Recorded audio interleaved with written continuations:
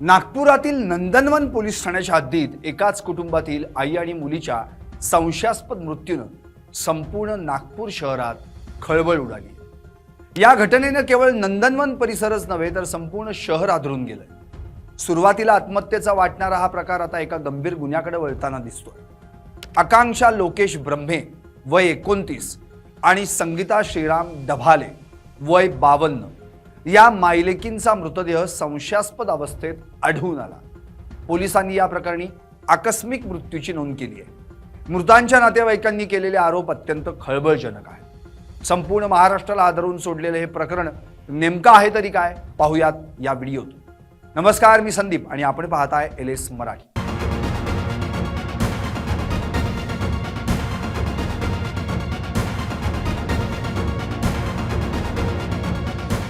आकांक्षा आणि संगीता या दोघीही गेल्या काही काळापासून मानसिक तणावाखाली होत्या। मात्र हा तणाव नैसर्गिक नसून तो कौटुंबिक छळातून निर्माण झाला होता, असा दावा त्यांचे जवळचे नातेवाईक करतात। मृत आकांक्षाचा चुलत भाऊ विशाल सोनटक्के यांनी या प्रकरणाला वाचा फोडली आहे। त्यांनी थेट खुनाचा आरोप केलाय।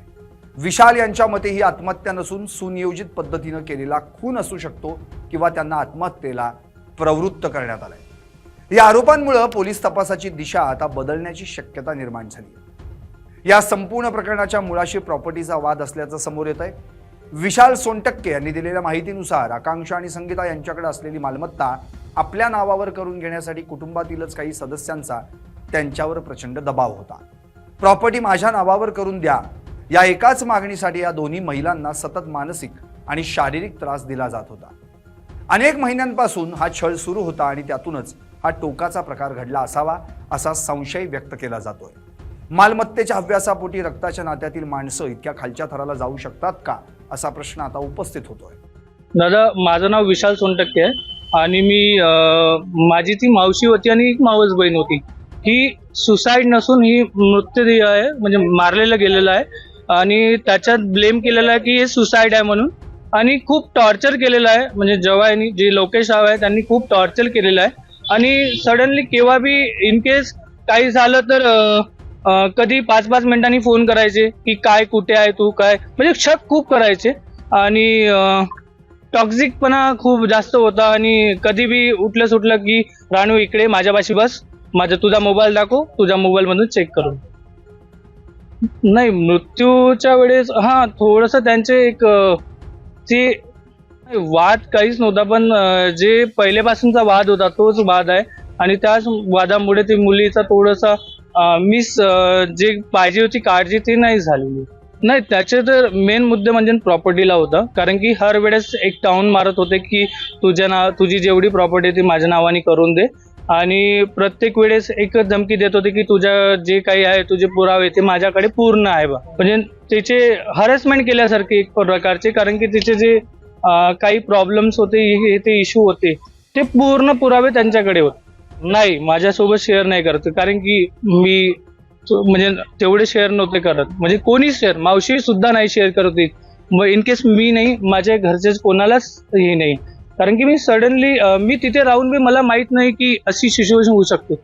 रात्री मला नाही माहित, कारण की मी होतो आणि मी कॉलेजला गेलो होतो, मी ड्युटी करतो, तर मधात आलेले होते। दुपारी काय झालं आय डोंट नो, बट एक म्हणू शकतो की खूप टॉर्चर करणे आणि खूप हे करणे, आणि संध्याकाळचं, आणि मग मी तिथून घरी गेलो गावाला 7-9 वाजता घरी गेलो।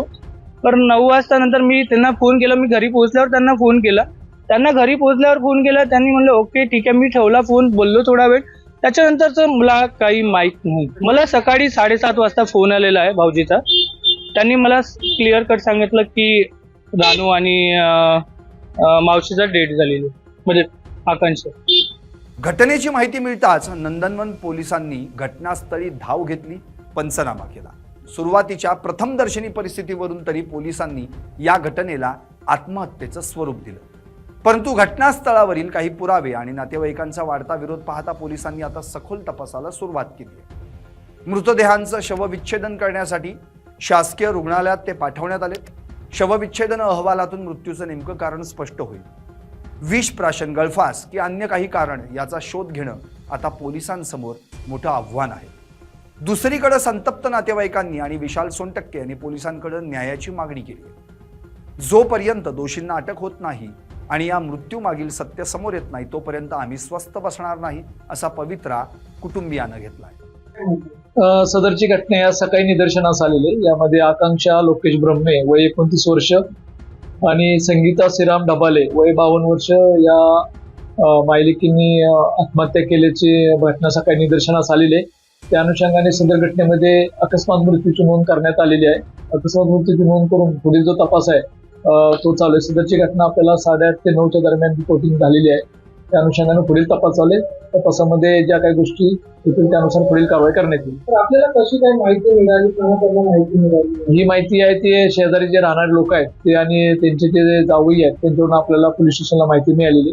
त्या अनुषंगाने पोलिसांनी पुढील कारवाई केलेली आहे। घटनेच्या मागचं काही अजून तात्पर्य समोर आलं आहे? नाही, अजून काही नाही। आताच अकस्मात मृत्यू दाखल करण्यात आलेला आहे। त्यानंतर तपास होईल आणि पुढील गोष्टी आपल्याला सांगण्यात येईल। एकाच वेळी आई आणि मुलीचा अशा प्रकारे अंत होणं ही केवळ एक दुर्घटना नसून समाजात वाढणाऱ्या मालमत्तेच्या वादाचं आणि कौटुंबिक हिंसेचं विदारक दर्शन आहे। नंदनवन पोलीस आता या प्रकरणातील संशयितांची चौकशी करत आहेत। ज्यांच्यावर मालमत्तेसाठी छळ केल्याचा आरोप आहे त्यांची पार्श्वभूमी आणि त्यांचे कॉल डिटेल्स तपासले जात आहेत। जर हा आत्महत्येचा प्रकार असेल तर त्यांना इतक्या टोकाच्या भूमिकेपर्यंत कुणी नेलं आणि जर हा खून असेल तर त्यामागे कुणाचा हात आहे याचा उलगडा लवकरच होईल अशी अपेक्षा आहे। नागपूरकर आता या तपासाकडे डोळे लावून बसले। पीडित महिलांना न्याय मिळतो का हे पाहणं महत्त्वाचं ठरेल। प्रथमदर्शनी मुलीच्या सासरच्या मंडळींकडे बोट केलं जात आहे। जावई प्रॉपर्टीसाठी सतत छळ करत होता अशा चर्चाही दबक्या आवाजात सुरू आहे। त्यामुळे माहेरी येऊन राहणाऱ्या आकांक्षाचा नवरा माहेरी येऊन तिला त्रास देत होता। सततच्या जाचाला कंटाळून त्यांनी हे पाऊल उचललं असावं किंवा त्यांना संपवलं गेलं असावं असाही संशय व्यक्त करण्यात येतोय। कारण मृतदेह आढळण्याच्या काही तास अगोदर त्यांच्यात टोकाचा वाद झाला होता। पोलीस तपासात या प्रकरणाचं सत्य समोर येईलच। मात्र प्रथमदर्शनी आढळलेल्या सुसाईड नोटमध्ये त्यांनी हादरवून टाकणारी एक गोष्ट लिहिली आहे, ज्यात त्यांनी त्यांचे अंत्यसंस्कार गावाकडे करण्यात यावेत, जिथं आकांक्षाच्या वडिलांना निरोप दिला तिथंच अंत्यसंस्कार करावेत, मृतदेह सासरच्यांना देऊ नयेत असं या नोटमध्ये लिहिल्यानं महाराष्ट्र हादरून गेलाय। लवकरच या प्रकरणातलं गूढ बाहेर येईल हीच अपेक्षा। Bureau report LS Marathi.